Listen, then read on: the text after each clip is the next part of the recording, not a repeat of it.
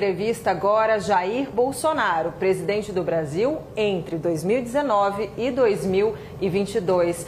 Muito obrigada por me receber aqui na sede do PL, em Brasília. Eu já começo te perguntando sobre a eleição de Donald Trump.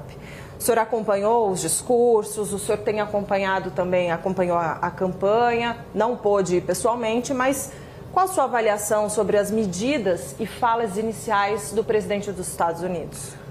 Primeiro, por 2 anos, eu fui presidente aqui e Trump lá.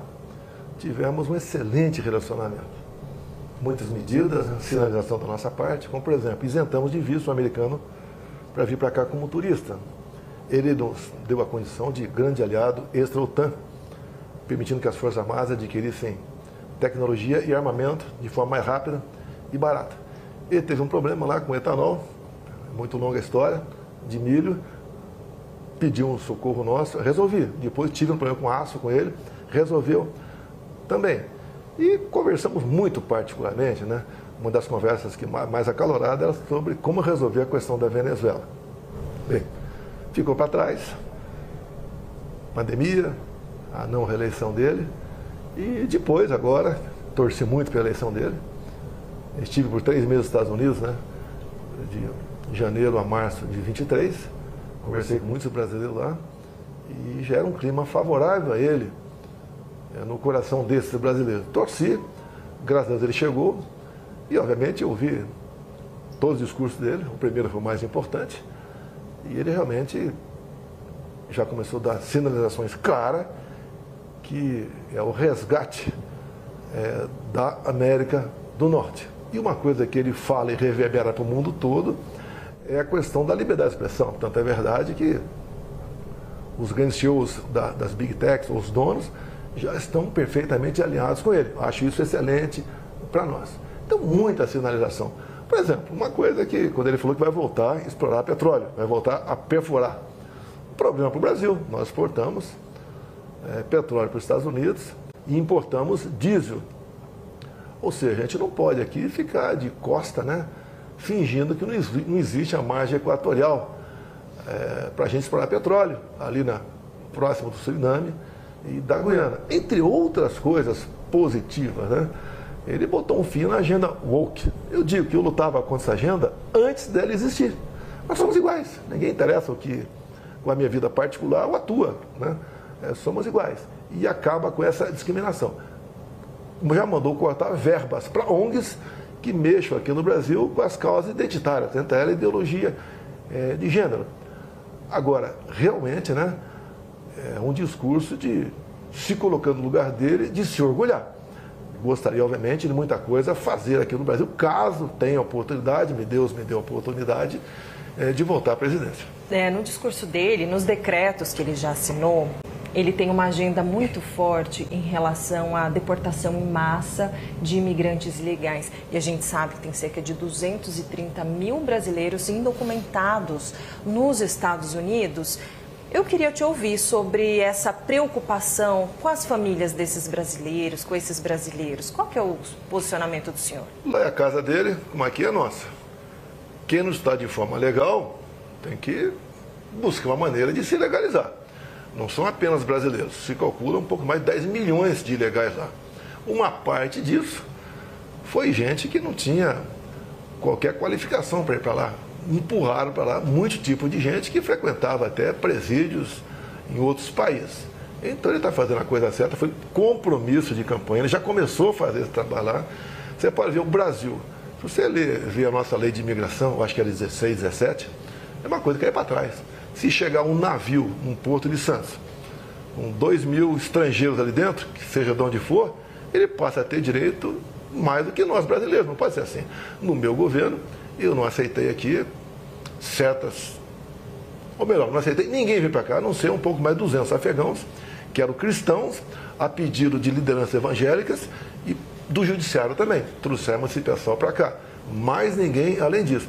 São costumes diferentes, são pessoas que não agem conforme a gente age. É pessoas que têm comum se casar com uma menina de 12 anos de idade. Você não pode admitir isso. Isso está na nossa lei, que você tem que respeitar e reconhecer as origens dessas pessoas, a sua cultura, a sua formação, isso não pode acontecer. Agora, se você olhar o que está acontecendo com muitos países da Europa, você cai para trás. Estão perdendo a sua identidade. Alguns achavam que essas pessoas iam chegar lá e ser grato àquele país, muito pelo contrário. Estão com uma agenda própria, cuidando de si e trabalhando para que esse novo pedaço de terra seja semelhante ao que eles ocupavam anteriormente. Então, a Trump não mentiu e está fazendo a coisa certa. Nós não temos esse problema aqui. E eu acho que ele está fazendo o que prometeu e no lugar dele faria a mesma coisa. Eu tô te perguntando dos brasileiros especificamente, né? Porque a gente sabe que muita gente que saiu daqui para lá, porque estavam numa condição econômica, social difícil, saíram fugidos, assim como, né, no sonho americano, tentando melhorar de vida, e aí o impacto, te pergunto por eles serem brasileiros, né, mas enfim, não, acho que... É regra do jogo, é a casa dele, ele faz as regras. Soberania, É né? a mesma coisa você, o que tu acha do MST que invadiu uma fazenda? É permanecer lá dentro ou não? Eles estão atrás de oportunidade, não tinham onde plantar. E o dono da fazenda, como é que fica? Então tem que ser dessa maneira, pô. Quem quer ir para lá, busque uma maneira legal de ir para lá, como temos muitos brasileiros de forma legal. Ó. E eu conversando com esses brasileiros lá atrás, eles eram também favoráveis a não deixar aquela fronteira aberta, em especial que o Biden deixou com o México.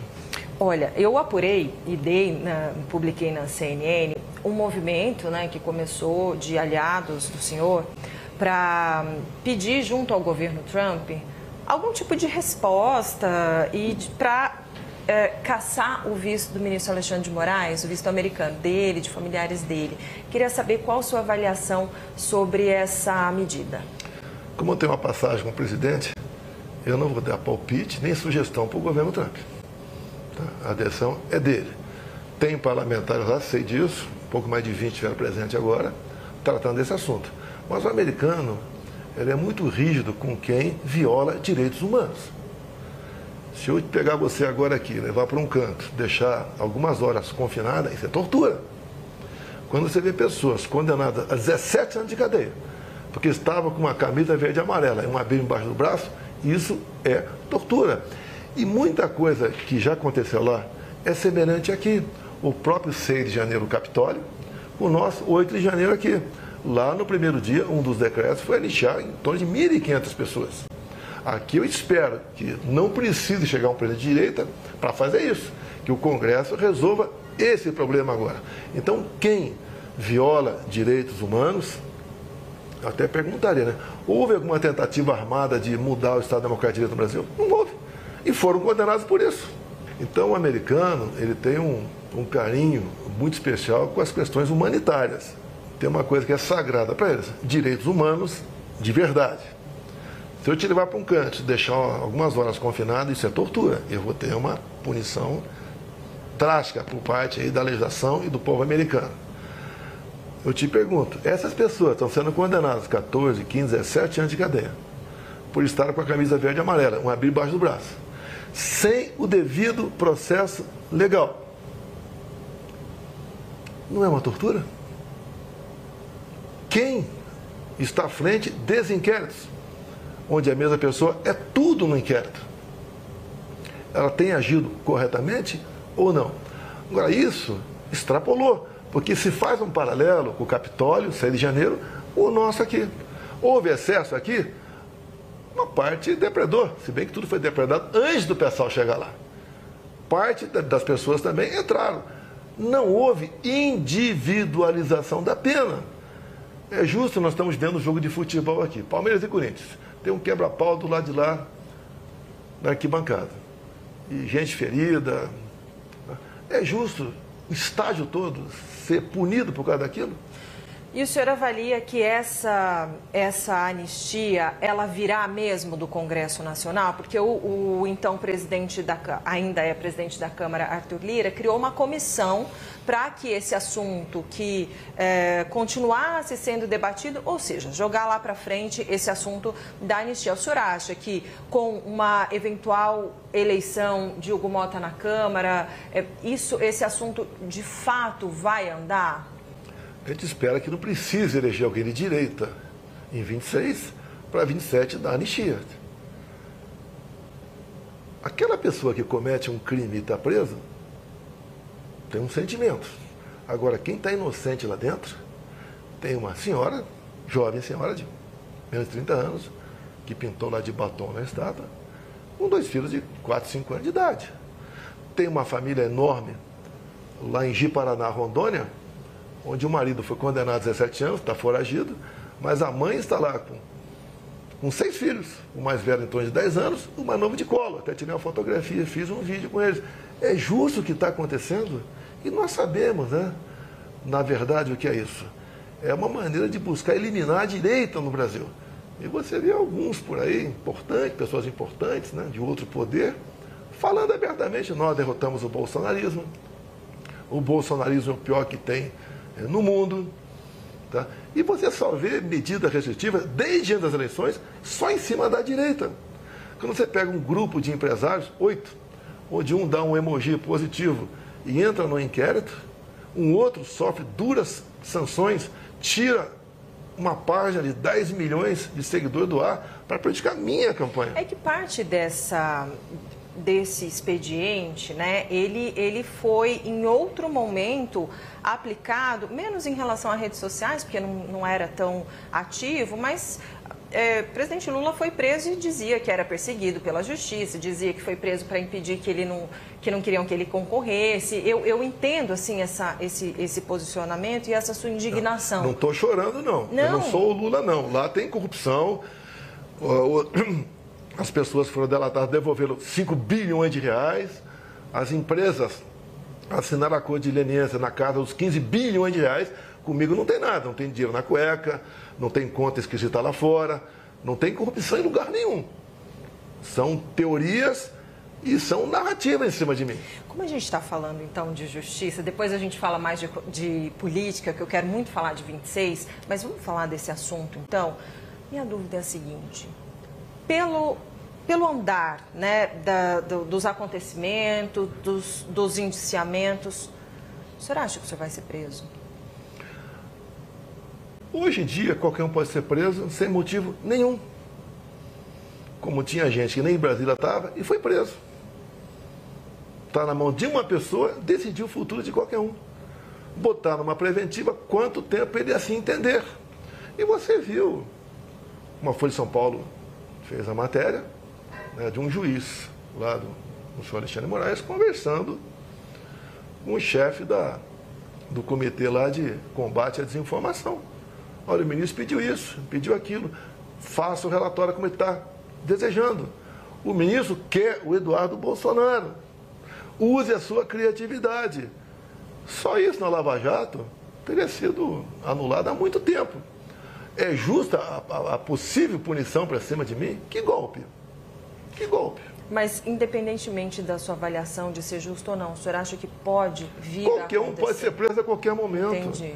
O Braga Neto está preso, segundo a gente vê lá nos autos, né? Por ter conversado com o pai do Coronel Cid um ano antes. E o inquérito já tinha sido feita a denúncia, entregue para o Supremo. Não tinha como ele ser preso por obstrução da justiça. Não tem como.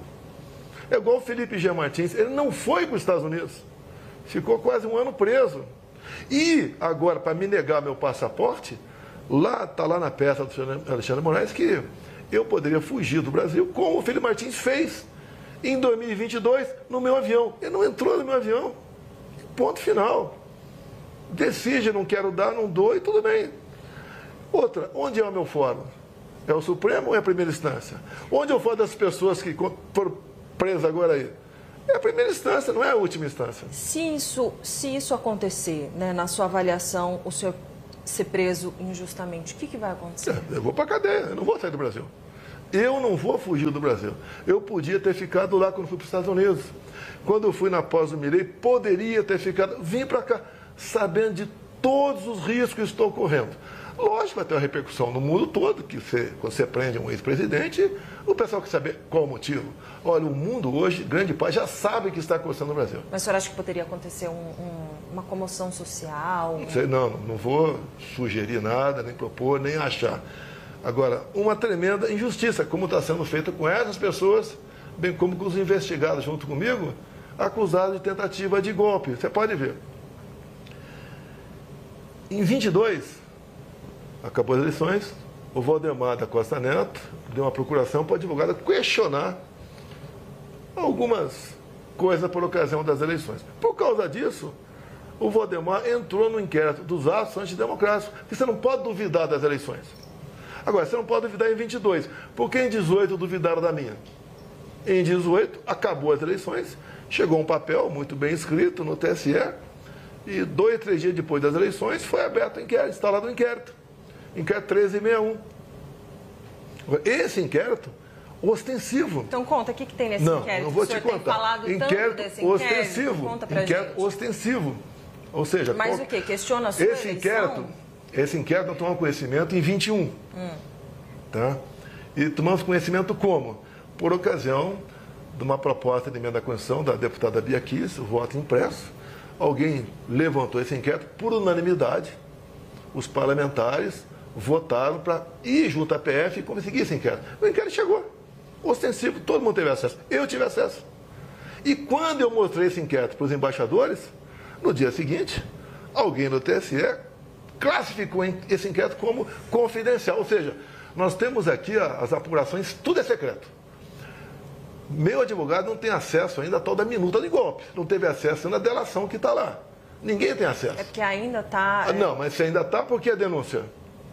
2 anos não conseguiu levantar quem estaria na frente desse terrível golpe, que outro dia um colega de Israel até me disse, né?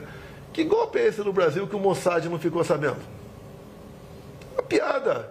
Que golpe é esse que me acusam, né? De eu estar lá em Orlando, da Disney, com o Mickey, o Pateta e o Pato Donald, programando um golpe aqui no Brasil. A PF chegou ao ponto de dizer que eu transferi meu dinheiro para os Estados Unidos, mais ou menos 800 mil reais, que eu transformei em dólar, para dar um golpe. Você vai dar um golpe com 800 mil reais? É, que seria, pelo amor de Deus. Seria para o senhor se manter lá enquanto o golpe estaria em curso. Se alguém quiser dar um golpe, ele iria para qualquer outro. Que PF mequetrefe é essa, hein? Dos Estados Unidos? É o último país para você fazer um ato como esse.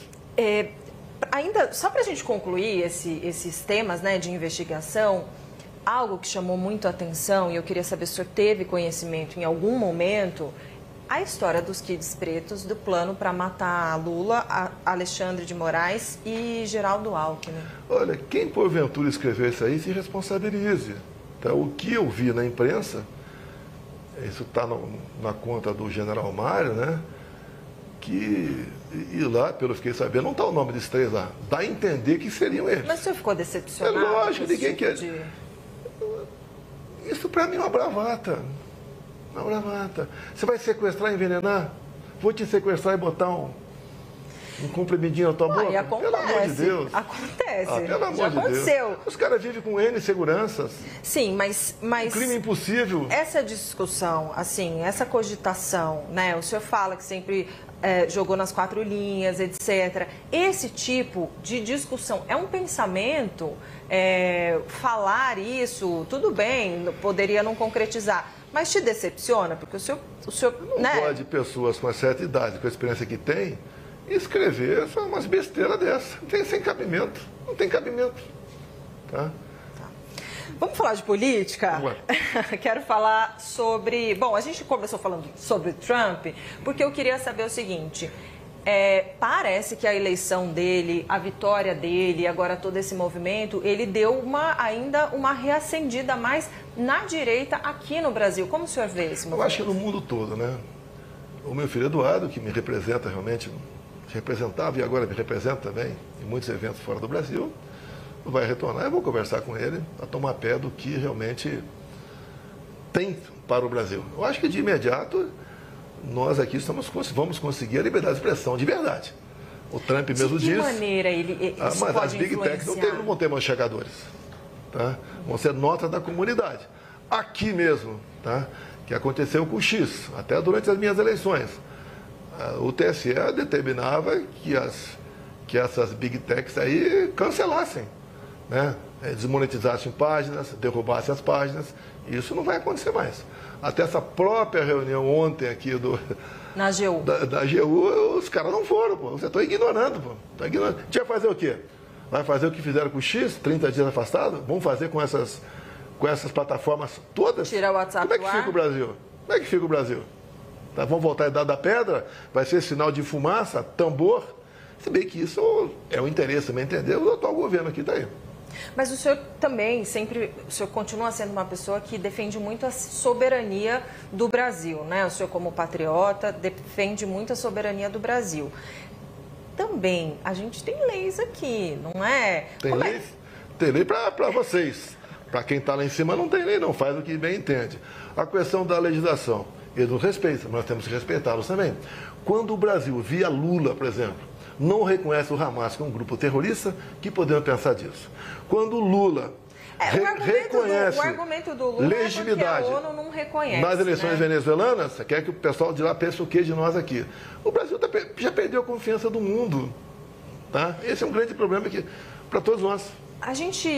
Tem muita gente falando assim, olha, com a eleição de Trump, ele vai poder pressionar de alguma maneira para que algumas coisas como essa, né, que o senhor disse, da liberdade de expressão, ou, né, de uma liberdade maior das big techs poderem agir diferentemente da nossa legislação. Gostaria de entender, assim, de que maneira o senhor acha que realmente pode inspirar, ou ele próprio, de alguma maneira influenciar a política ou alguma medida por aqui?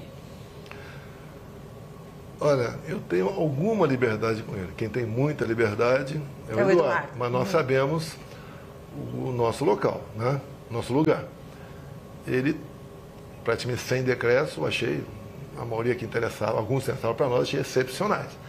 Tem a ver, vai ter reflexo na economia aqui no Brasil. Não há dúvida no tocante a isso aí. Eu jamais vou pedir sanções contra o meu país. Mas, se o governo aqui não mudar, se aqui o lawfare não deixar de existir, vai ter problema aqui dentro. Pode ter certeza disso. Uma coisa eu digo, se eu tivesse movimentado tropas, generais, não sei o quê, ou a tentativa de golpe. Agora, um ou outro escreveu um negócio lá. Comigo você não viu nada. Você não viu eu aí com um cabo de soldado na rua aí falando qualquer coisa. Me rotular de golpista, quer me botar 30 anos na cadeia, vai ter pressão de fora. Aqui pode ter retaliação. Aqui é lógico que vai ter retaliação. Aqui, e a retaliação em que sentido? Porque olha só, eu não vou dar palpite como o governo americano deve agir ou não. Tá? Quando você perde um mandato, muita gente vira as costas ou simplesmente se afasta de você.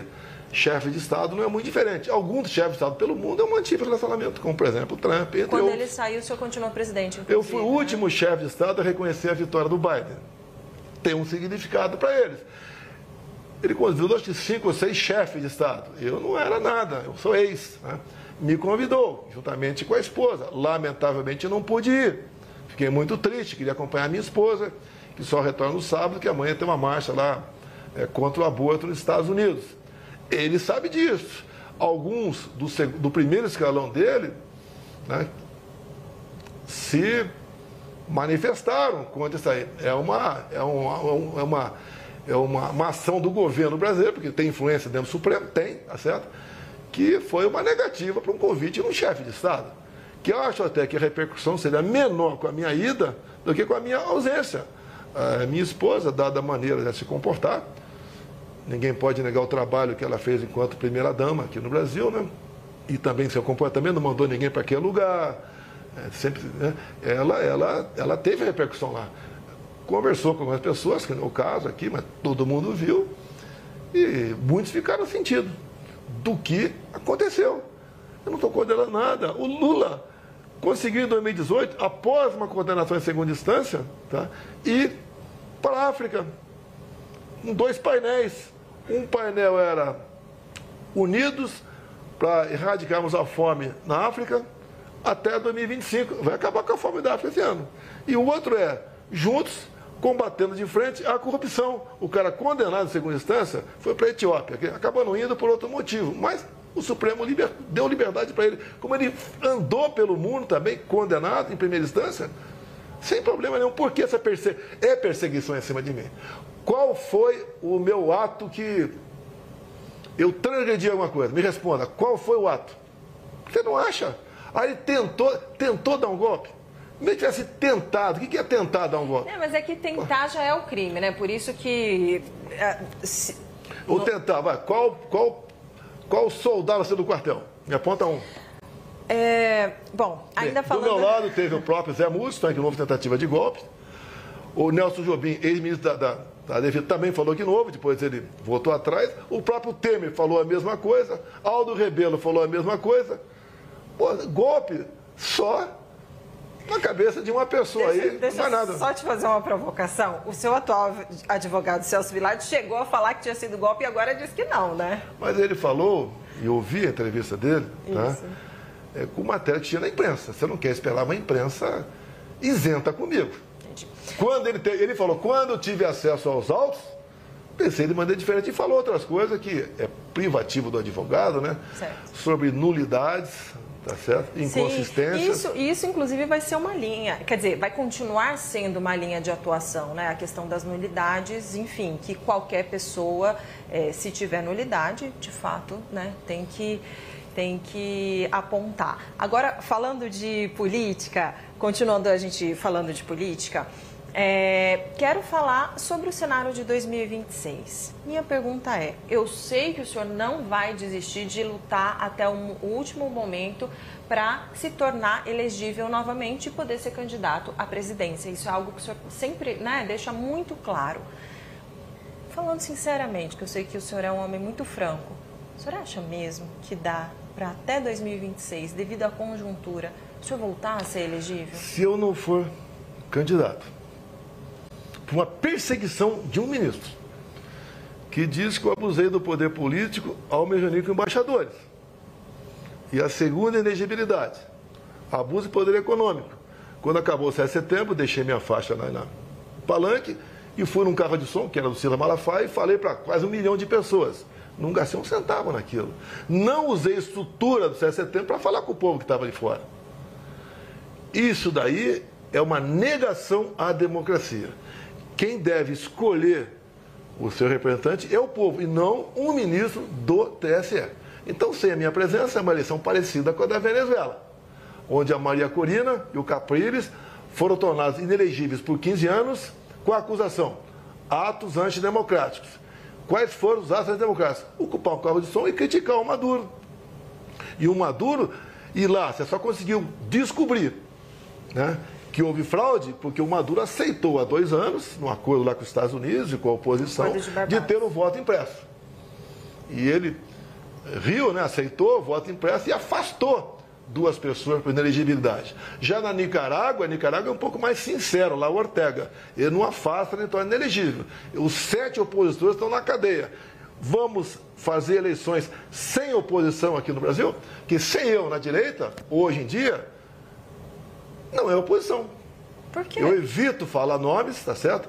Mas eu entendo que é um direito meu disputar a eleição. Eu fui caçado, perseguido o tempo todo. E o último ato dentro da justiça eleitoral foram as inelegibilidades. Mas por que o senhor acha que sem o senhor... Não, sem o senhor entendi. Não seria democrático. Mas por que sem o senhor não tem oposição? O senhor não acha que outras lideranças da direita ou figuras da direita também podem representar a oposição? Cita os nomes. O senhor quer que cite? Vai citando. Tá, vamos lá. Tarcísio de Freitas. Representaria a direita? É um excelente gestor, ninguém nega isso aí. Você tem que conversar com o povo, né? O que acha dele. Se ele está maduro para representar a direita ou não. Ronaldo Caiado.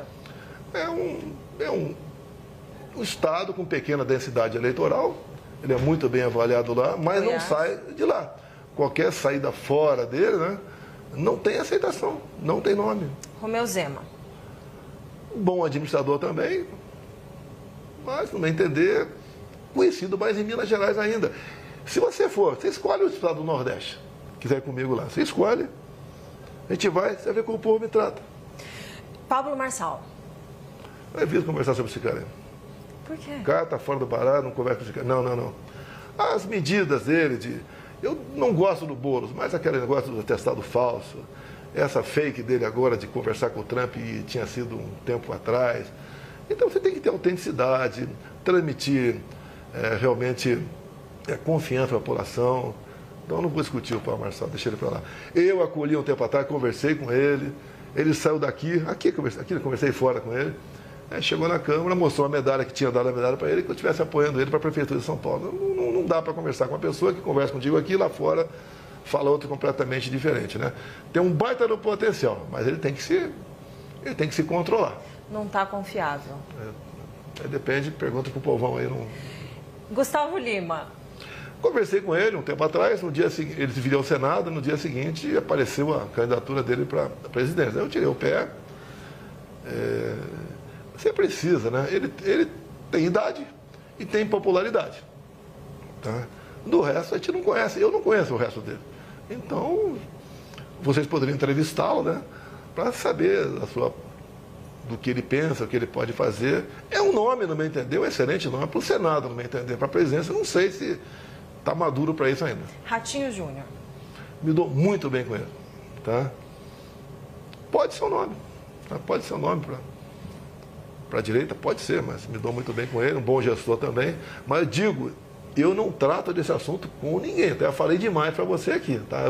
Tem só mais 2 nomes que eu quero pedir. Tá. Vai, o senhor falou que eu podia pedir, então eu vou pedir mais 2 nomes. Um nome interessante, Flávio Bolsonaro. Olha, nasceu em 1981, né? Está com 44 anos, se não me engano, acho que é essa conta aqui. Um excelente nome, preparado, tá? Tem uma experiência, um bom articulador, é um baita do nome. Não é porque é meu filho, assim como o Eduardo também é uma pessoa madura, tá? Tem um vasto conhecimento de mundo, inclusive. Podem ser opções, o Flávio, o Eduardo, pode ser. Sim. Michele Bolsonaro. Aí eu converso com ela quando ela voltar, agora cheia de saudades, né? Está voltando nos Estados Unidos. Eu converso com ela. Eu sei que quando você faz pesquisa, eu vi na Paraná pesquisa, ela está sempre um pouquinho, quase a mais de erro com o Lula. Esse evento lá fora vai dar uma popularidade enorme para ela, tá? Aí eu tenho que conversar com ela, o que eu tenho conversado com ela, somos casados, né? Cada um tem sua vida. Não, você casou, você tem que dividir tudo, né? O mingau ou a falta de alguma coisa, tudo, tá? Então não tenho problema nenhum, estou 17 anos casado com ela. Seria também um bom nome, tá certo? Com chance de chegar. Obviamente, ela me colocando como ministro-chefe da Casa Civil, pode ser. O senhor seria ministro da Casa Civil? Dela seria qualquer coisa, que ela mandasse ser, eu seria. Interessante. Bom, vamos lá. Em que momento o senhor, enfim, já tem uma estrada política, sei, né, a presidência também o amadureceu muito a entender a política sob uma outra perspectiva, né? Não só a perspectiva combativa que o senhor sempre teve, mas também uma outra política de diálogo, de articulação, de alianças com outros partidos, etc, etc. Minha pergunta é, qual é o momento certo para pensar em lançar um candidato da direita ungido pelo senhor? Só os 48 do segundo tempo. Eu vejo, quando vejo matéria da imprensa, né? Podia estar articulando, eu estou impedindo. Olha, eu não estou impedindo ninguém. Quem quiser lançar candidato, fique à vontade. Eu digo uma coisa, se o João quer vir candidato, tá? Imagine ele se tornar inelegível assim como eu fui. Injustiça. Eu não tenho crime. Eu peguei o Brasil, o Temer deu uma arrumadinha no Brasil e nós resolvemos a economia mesmo com a pandemia, mesmo com a guerra. Fizemos coisa demais. Até o Bolsa Família, que era de 190, passamos para 600. Levamos água para o Nordeste. Você, em 2010, levava 100 dias para abrir uma empresa. Comigo, menos de 24 horas. Nós criamos o PIX, deu-se clima toda, foi no meu governo o PIX, depois do auxílio emergencial. Você não viu o caos do nosso governo, apesar da política do fica em casa, a economia te vê depois. Foi um bom governo? Foi. Você nunca viu um time de ministros como o meu. Deixa eu te perguntar. Bom, mas aí o senhor tem muito esse ponto, né? Só que na eleição passada o povo escolheu Lula, né? Ou não? Olha, eu ando pelo Brasil, o povo me ama. Nem durante a campanha não arrastava ninguém por aí. houve uma campanha nome contra mim. Por exemplo, o TSE botou o dedo na balança. Eu não podia falar que o Lula defendia aborto. Eu não podia mostrar o Lula lá na comunidade do Rio de Janeiro, ao lado de líderes comunitários que só foram eleitos graças à bênção do tráfico. Eu não podia falar do Lula que o cara roubava celular para tomar uma cervejinha. Eu não podia botar o Lula ao lado de Ortega, ou de Fidel Castro lá atrás, ou de Maduro agora. Eu não pude mostrar a imagem minha no enterro da Rainha Elizabeth. Eu não pude mostrar as imagens do 7 de setembro. O TSE fez uma campanha massiva para jovem tirar título de eleitor. Essa faixa etária, 3/4 vota no PT. Foram 4 milhões de jovens que tiraram o título. Eu, na reta final, tiraram de mim 1,5 milhão de inserções mentirosas, me acusaram até de pedófilo. Do pintou um clima, né, da história. Eu estava com 30 segundos de assíduo e motociclista. Pintou um clima, eu sempre usei esse tema aqui. Pintou um clima, eu vou lá conversar. Não vou nem entrar nessa história. Deixa eu te perguntar uma coisa. Ontem teve uma decisão do TCU em relação ao pé de meia, né? Como se fosse entendendo como se fosse uma pedalada. Já tem gente falando em impeachment do presidente Lula. Qual a sua avaliação sobre isso? Olha, quero me inteirar um pouco mais, mas pelo que tudo indica, sim. Eu já vi que alguns partidos, alguns parlamentares já estão protocolando pedindo impeachment. Eu não quero tomar frente no primeiro momento. Você não tem que deixar o Lula sangrar para resolver em 26. Você tem que, se cometer um crime, tem que ser agora. O povo não pode sofrer mais 2 anos para quem sabe a direita chegar. Aí eu não quero chegar, ou alguém ligado a mim chegar à presidência, em cima do sofrimento do povo. Não posso admitir isso aí. Voltando à inelegibilidade. Por que a Dilma foi cassada e continua elegível? Por que o Lula foi tirado da cadeia, anulado, tudo lá, não sei o que lá, elegível? Por que eu fui inelegível? Qual foi meu crime? Voltando então de novo, o senhor puxa daqui, eu puxo daqui. Voltando então para a questão do impeachment, o senhor falou, né? Preciso me inteirar, num primeiro momento não quero encabeçar, mas o senhor teme, de alguma maneira, se quando o senhor se inteirar, achar que de fato houve crime de responsabilidade? Se pintar um clima, estão na rua para impeachment. Só isso. Ponto final. Não pode um presidente ser irresponsável fazendo um programa desse às vésperas das eleições municipais. Imagina se fosse eu. Tá? Vamos falar um pouquinho sobre presidência da Câmara e do Senado, porque já, no dia 1º de fevereiro, haverá haverá eleição, né, para as presidências das duas casas, e a gente sabe o quanto é importante, né, para a política, para tudo, a presidência das duas casas. Parece que o cenário está resolvido. Sei que o senhor já explicou isso muitas vezes, mas qual é a expectativa do senhor, né, enquanto uma grande liderança da direita, em relação, vamos começar por Hugo Mota, a possível eleição de Hugo Mota à presidência da Câmara? O que o senhor espera dele? O senhor conversou com ele, Deixa eu falar uma verdade, primeiro sobre Arthur Lira. Ele foi um grande aliado meu. Momento difícil no Brasil.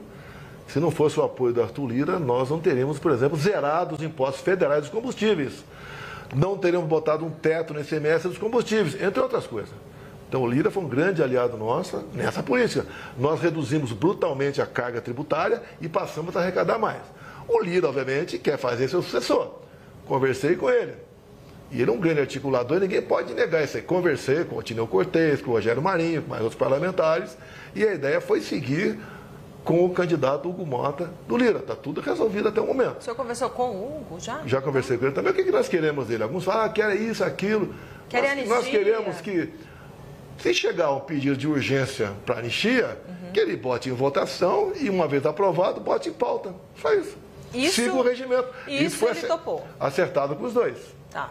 Lá no Senado, está decidida a eleição do Alcolumbre. Sim. Eu sou apaixonado pelo Alcolumbre. Não sou apaixonado por ele. Tenho um relacionamento com ele. Tal pessoa é melhor. Pode até ser. Mas está decidida a eleição lá. E o que acontece? Nós tivemos candidato em 23. Perdemos. Rogério Marinho. Então, não temos nenhuma comissão, não podemos convocar nenhum ministro, nada, e não temos mesa.